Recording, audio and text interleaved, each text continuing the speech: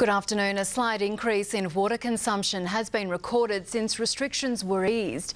We've only used an extra 18 litres per person per day. Interstate schoolies have begun arriving on the Gold Coast. The final night of celebrations for Queensland teens was marred by one boy being assaulted. And the Danish couple will attend a gala ball in Melbourne tonight before heading to Tasmania for some time with family. I'll have more news for you shortly. Tonight on 9 News, more arrests but Queensland schoolies praised as the class of 2011 heads home. A mysterious fish kill north of Brisbane, $1 million statue to grace our riverfront and a young Queensland bolter in the Aussie Test team. Full details in 9 News at 6. Hello, coming up on 9 News, the final night of schoolies was marred by a fight that left a young victim bruised and bloodied. Interstate school leavers are now arriving on the Gold Coast. Hundreds of fish have been found floating in a lagoon at Beachmere. Authorities are investigating.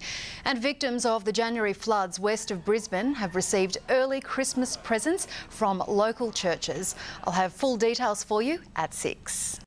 If it happens at Narangba, you'll see it first on 9 News. A freak accident claims the life of an Australian schoolie in Bali.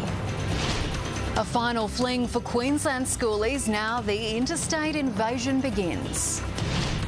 Some early Christmas cheer for the town torn apart by floods. And a Queensland bolter makes the cut. This is 9 News with Eva Milic.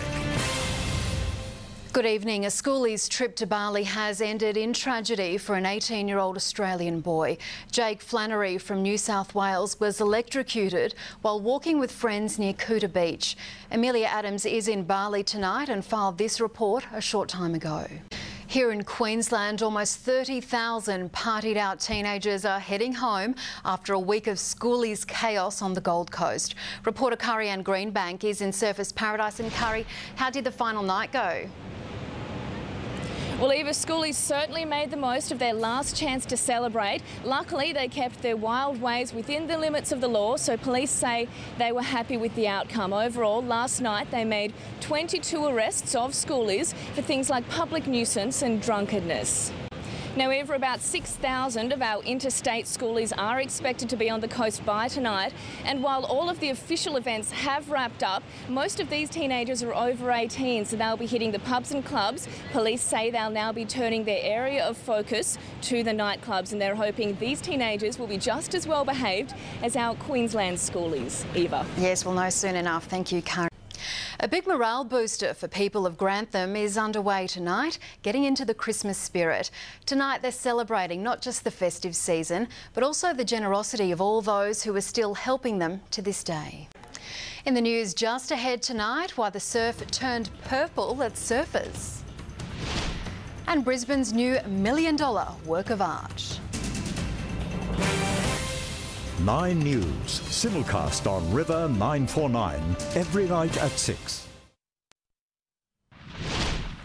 A little purple was added to the Gold Coast today, all in the name of surf education. Surf lifesavers used dye in the water to show how rips and currents can pull people out to sea. Only half of beachgoers know how to identify a rip. Well, if you're trying to escape the heat this summer, here's a novel idea. Try heading to your local library.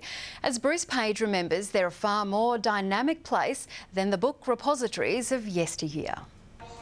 Remember the days when libraries were a place for books and hush.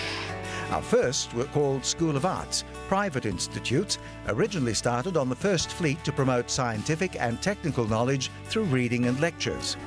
Well, Heels is here with sport, and are you pretty happy with those picks for the Gabba test? Yep, it's very exciting, Eva. The new selectors had plenty to do and they've picked a bolter.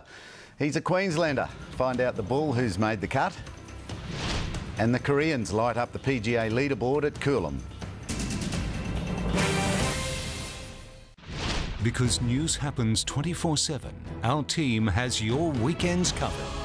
With Eva Milic. A home has been destroyed. Ian Healy. It's now 35 straight. Sylvia Jeffreys. Further ahead, blue skies again Tuesday. And Paul Burt. There's been some wild seas being whipped up. That's why you always see it first. Every night at 6. Bulls paceman Ben Cutting is the bolter in a new-look Australian side for Thursday's Gabba Test against the Black Caps. Cutting and James Pattinson and Mitchell Starc will battle out for the 2 fast bowling spots, while T20 specialist Dave Warner will make his Test debut. And now he aims to match Lockie as a married man's successful Origin seasons. Gee, that would be nice, wouldn't it? Thank you, Heels. Well, Queenslanders are on flood watch again. Sylvia's next with the weather.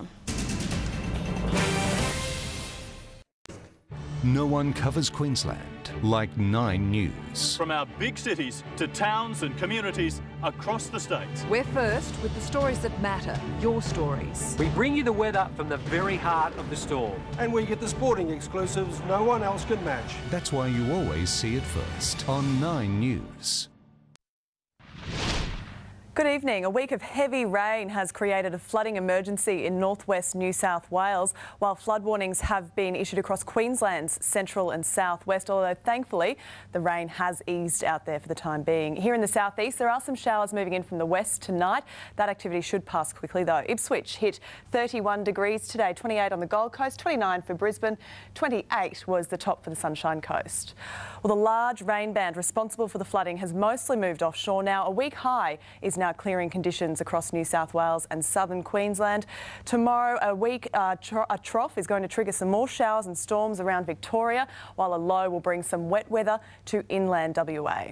So mostly sunny in Sydney tomorrow, rain clearing in Melbourne, more rain for Hobart and 19 degrees, and some early cloud for Perth, 25 degrees there.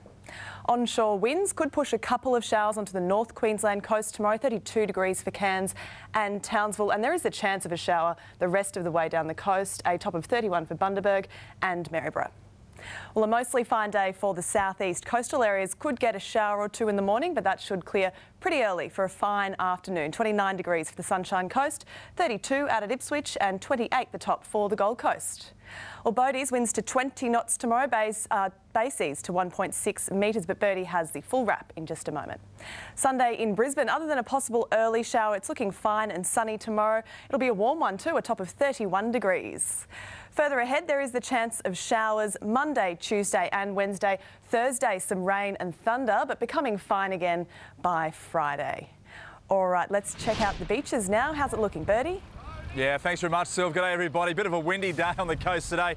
Fingers crossed it settles tomorrow. I don't think it will. Let's take a look at the conditions. OK, cannot wait. Thank you, Birdie.